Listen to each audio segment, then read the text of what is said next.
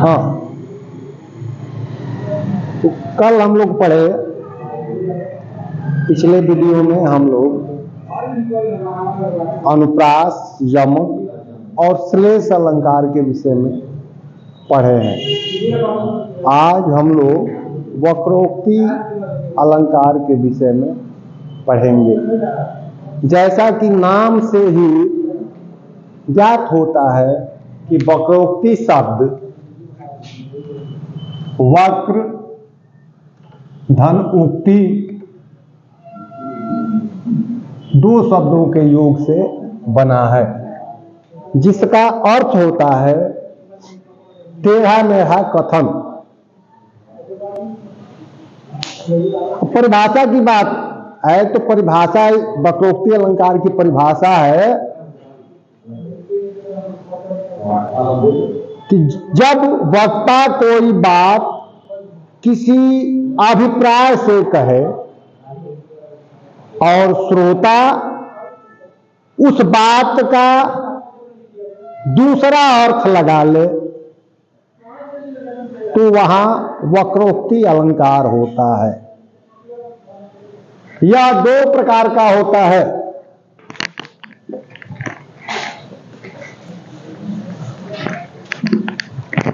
इसके दो भेद हैं। पहला होता है काक वक्रोक्ति,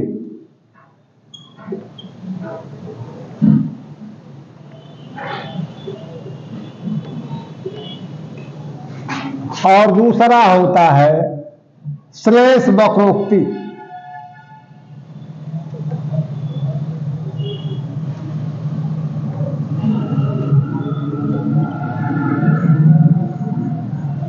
तो हम लोग पहले काक वक्रोक्ति के विषय में पढ़ते हैं, जहां श्रोता वक्ता के कथन का काक अर्थात कंठ या व्यंग के कारण दूसरा अर्थ निकाले, वहां काक वक्रोक्ति अलंकार होता है। उदाहरण के लिए मानस का प्रसंग है, मैं सुकुमार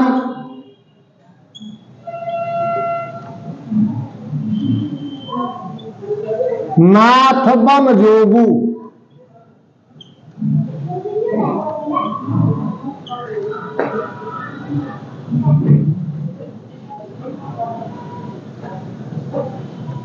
मैं सुकुमार नाथ बन जोगू, तुम्हें उचित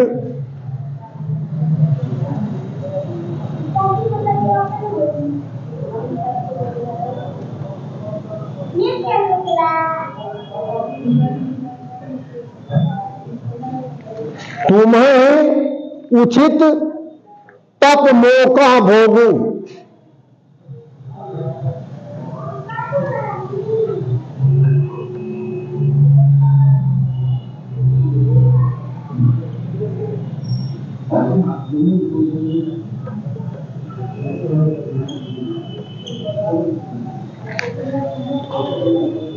यह प्रसंग उस समय का है कि जब श्री रामचंद्र जी सीता जी को वनगमन के समय सीता जी को समझाते हुए कहते हैं कि वन मार्ग बहुत ही दुष्कर कार्य है। वन के रास्ते, वन तक जाना या वन में विचरण करने के लिए जो रास्ते बने हैं बहुत ही कठिन है। वहां तुम सफल नहीं हो पाओगी। समझाते हैं, उनके समझाने के बाद सीता जी कह रहे हैं काक वक्रोक्ति अलंकार के द्वारा कि मैं सुकुमारी और सांसारिक भोग करने के लिए हूं तथा आप वन में रहने के लायक है। अर्थात मैं वन में रहने के योग्य नहीं हूं, तो क्या आप ही वन में रहने के योग्य हैं? यदि आप वन में रहने जाने और रहने के योग्य हैं तो मैं भी वहां चलकर रह सकती हूं। दूसरा एग्जाम्पल है कि आए हूं मधुमास के प्रियतम आई है नाय। आए हूं मधुमास के प्रियतम आई है नाय। कोई भी रानी कहती है कि वसंत ऋतु आने पर भी प्रियतम नहीं आएंगे क्या? फिर अपने मन में ही सोच विचार करके काक वक्रोक्ति अलंकार के माध्यम से कहते हैं कि नहीं नहीं, वसंत ऋतु आ गई है, इस वसंत ऋतु में प्रियतम अवश्य ही आएंगे। अब दूसरा भेद इसका है श्लेष वक्रोक्ति। श्लेष वक्रोक्ति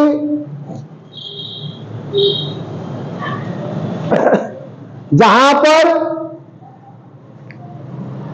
वक्ता की वक्रता का आधार श्लेष हो, वहां श्लेष वक्रोक्ति अलंकार होता है।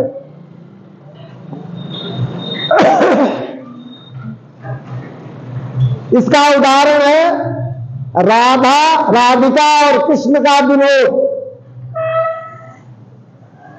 जिसमें एक बार कृष्ण जी राधिका के यहां पहुंचते हैं तो बंद दरवाजे को खुलवा रहे हैं, तो अंदर से प्रश्न राधिका जी पूछती हैं कि को तुम इत आए कहां? पूछते हैं कि तुम कौन हो, यहां किस लिए आए हो? तो ये कृष्ण जी उत्तर देते हैं कि घनश्याम। बताते हैं कि मैं घनश्याम अर्थात कृष्ण हूं। तो राधिका जी अंदर से ही कहती है कितनी वर्ष हो, यहां वर्षा की काम नहीं, कहीं और जाके वर्ष जाइए। फिर कृष्ण जी कहते हैं कि नहीं, मनमोहन हूं प्रिय, अर्थात कहते हैं कि मैं मनमोहन अर्थात कृष्ण हूं। तब अंदर से राधिका जी कहती है मनमोहन का दूसरा अर्थ कामदेव भी होता है। कहती है कि फिर क्यों पकड़त पाए, यदि आप कामदेव हैं तब तो आपके पांव पकड़ना चाहिए मुझे, फिर आप मेरा पांव पकड़ने के लिए क्यों आए हैं? तो यहां जो है श्लेष वक्रोक्ति अलंकार है। इसका उदाहरण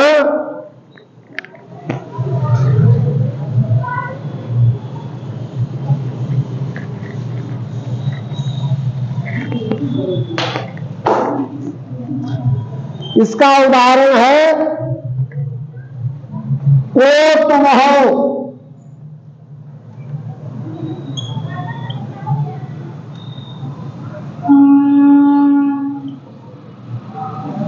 इताए कहां?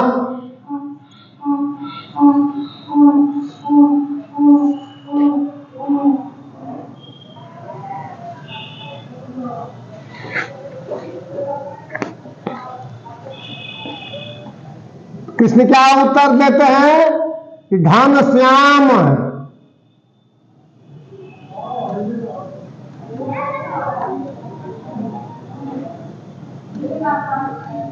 फिर अंदर से राधिका जी कहती है कि तो कितहु बरसो।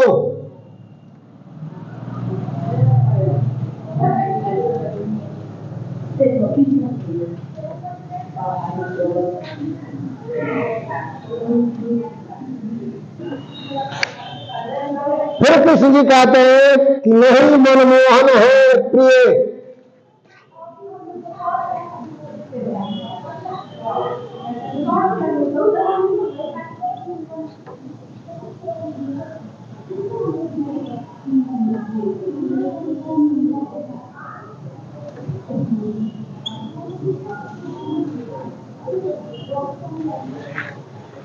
फिर राधिका जी उत्तर देती है,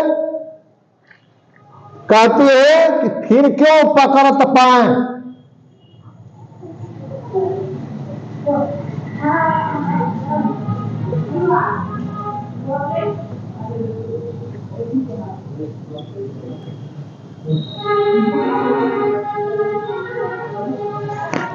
अब इसका अगला उदाहरण,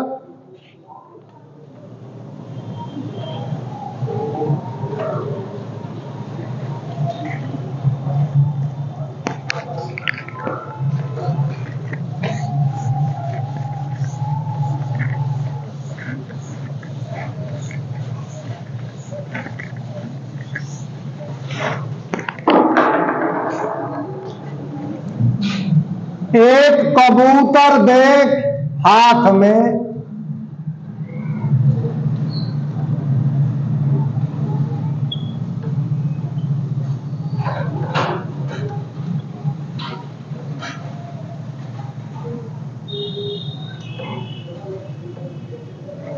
एक कबूतर देख हाथ में,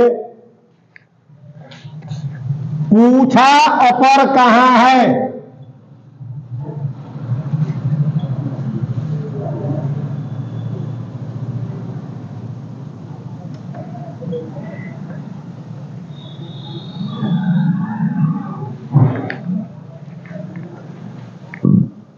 उसने कहा अपर कैसा है।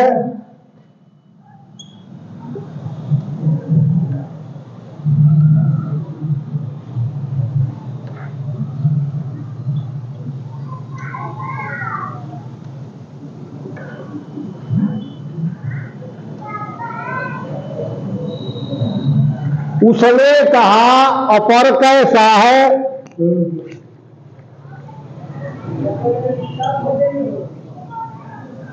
उड़ गया सपर है।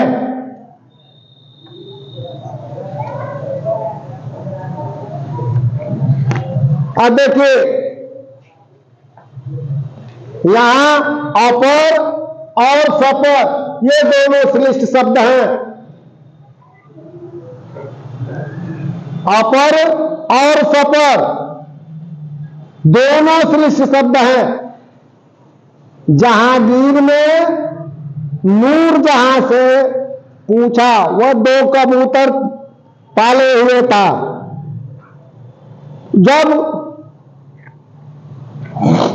नूरजहां से पूछा कि उसके नूरजहां के हाथ में एक कबूतर देखा जहांगीर, तो उसने पूछा, क्या पूछा, एक कबूतर देख हाथ में, पूछा अपर कहां है।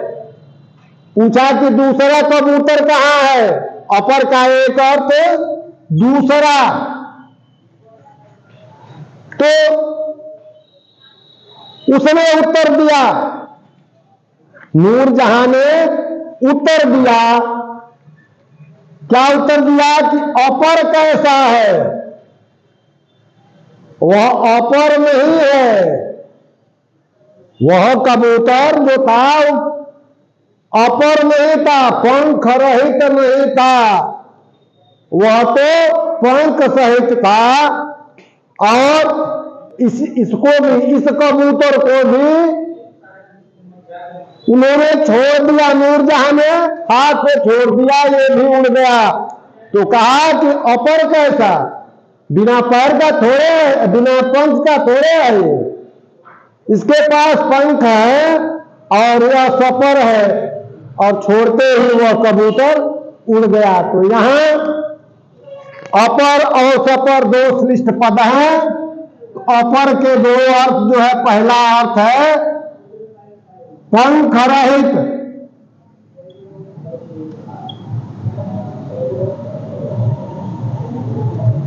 और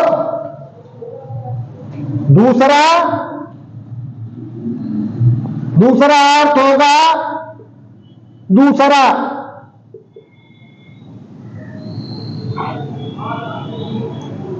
ठीक उसी प्रकार से सपर,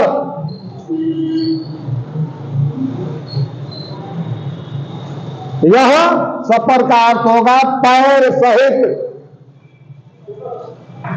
सपर का दूसरा अर्थ होगा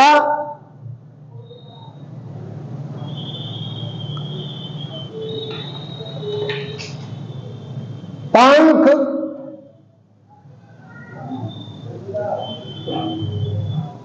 सहित।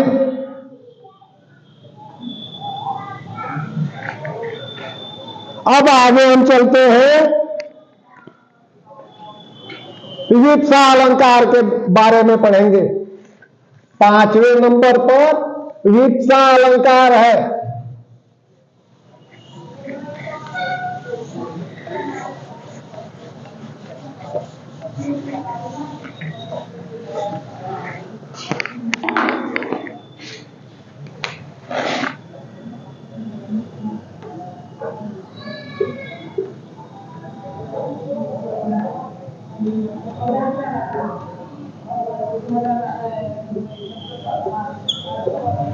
अब हम विवित्सा अलंकार के विषय में पढ़ेंगे।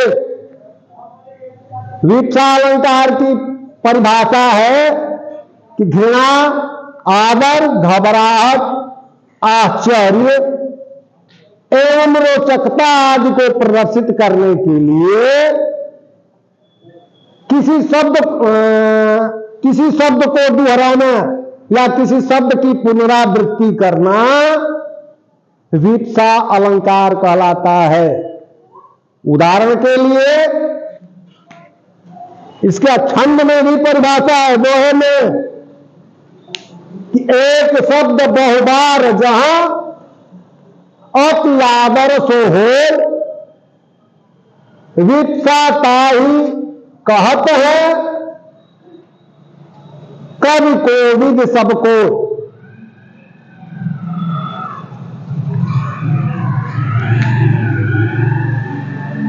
एक शब्द बहुबार जहां,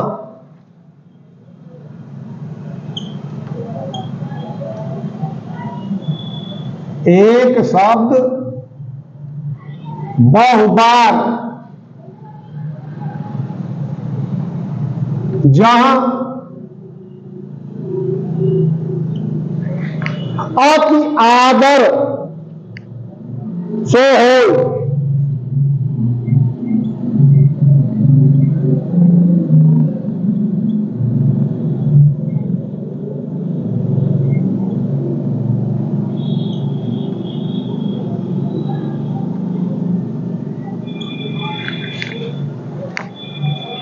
ताहि विवित्सा कहत है।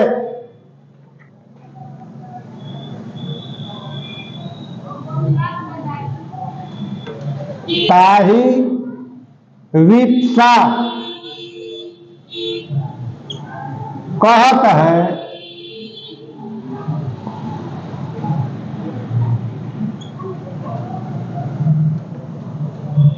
कवि कोविद सबको।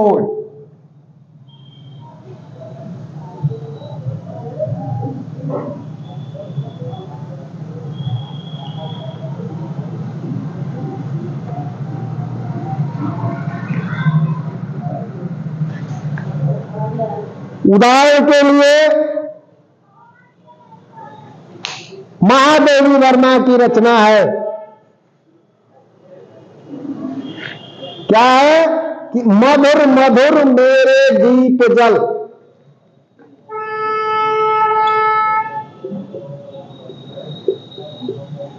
मधुर मधुर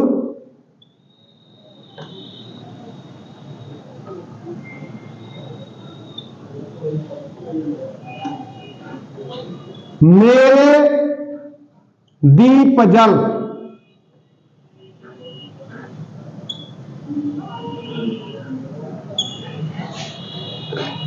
यहां मधुर शब्द की आवृत्ति होने के कारण विवक्षा अलंकार है। दूसरा उदाहरण है विहग विहग।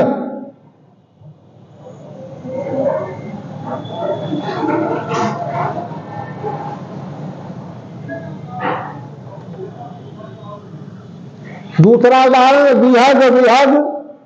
फिर चहक उठे ये पुंज पुंज। फिर चहक उठे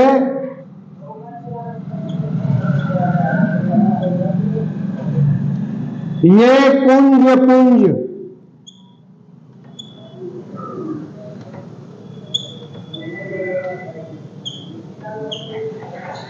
फिर चहक उठे ये पुंज पुंज।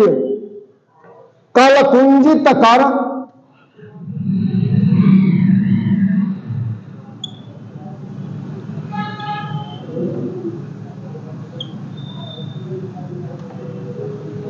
कल कुंजित कर उड़ती निकुंज।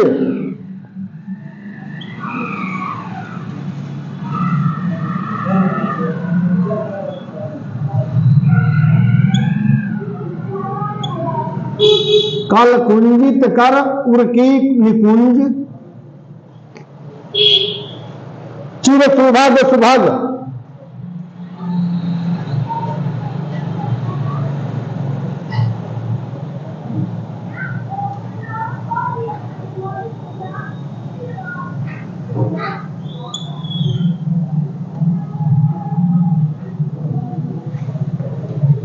यहां पुंज शब्द की पुनरावृत्ति हुई है एवं सुभग शब्द की पुनरावृत्ति होने के कारण और दोनों में अर्थों में भिन्नता न होने के कारण विवक्षा अलंकार है। आज हम यही अपनी वाणी को विराम दे रहे हैं।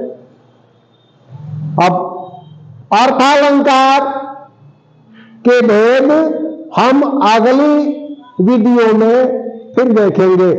धन्यवाद।